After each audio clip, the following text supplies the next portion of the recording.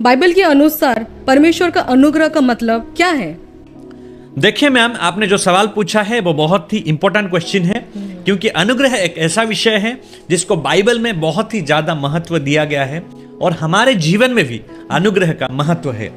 अनुग्रह का मतलब है एक अनमेरिटेड फेवर, यानी कि एक विषय पाने के लिए हमारे पास योग्यता नहीं है, लेकिन हमको जब वो दिया जाता है उसको हम अनुग्रह बोल सकते हैं। इस विषय को मैं एक उदाहरण के माध्यम से आपको बोलना चाहता हूं। अगर हम भारत के एजुकेशनल सिस्टम को देखें, भारत में कोई एग्जामिनेशन होता है, जिस एग्जामिनेशन में खास करके कॉम्पिटिटिव एग्जाम जब होता है, उस कॉम्पिटिटिव एग्जामिनेशन में दो तरीके से सिलेक्शन होता है। एक होता है जनरल लोगों के लिए, दूसरा होता है रिजर्व लोगों के लिए।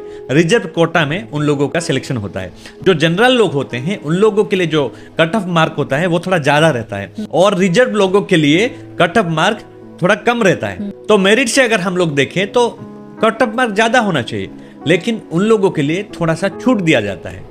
उन लोगों को ये छूट इसलिए दिया जाता है क्योंकि वो लोग फाइनेंशियली, एजुकेशनली और सोशली थोड़ा सा बैकवर्ड होते हैं, इसलिए उन लोगों को वो छूट दिया जाता है। उसको हम गवर्नमेंट के तरफ से उन लोगों के लिए एक ग्रेस बोल सकते हैं। और एक एग्जाम्पल मैं आपको देना चाहता हूं। अगर कोई बच्चा कोई एग्जाम दिया है और उस एग्जामिनेशन में पासिंग मार्क है 30 मार्क्स और उसको मिला है 27 मार्क्स, इसका मतलब वो फेल है, मेरिट से वो पास नहीं है। उसको 3 मार्क ग्रेस मार्क दिया जाता है, उसके वजह से वो पास हो जाता है। तो वो सही में अगर देखा जाए तो वो तो फेल है ना, तो उसको जो ग्रेस मार्क दिया गया उसके चलते वो पास हो गया। ठीक उसी तरह से हम लोग भी अपने कोशिश के द्वारा परमेश्वर के निकट में पहुंच नहीं सकते हैं, स्वर्ग राज में पहुंच नहीं सकते हैं। इसलिए हम लोगों को अनुग्रह की आवश्यकता है, क्योंकि अनुग्रह के बिना हम कभी भी परमेश्वर के निकट में पहुंच नहीं सकते हैं।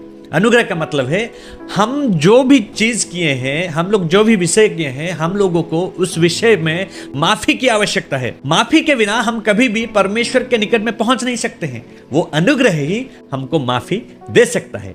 तो परमेश्वर हमको वो अनुग्रह देना चाहता है। जब हमको वो अनुग्रह मिलेगा, हम माफी को प्राप्त कर पाएंगे और हम स्वर्ग के राज्य में जा पाएंगे।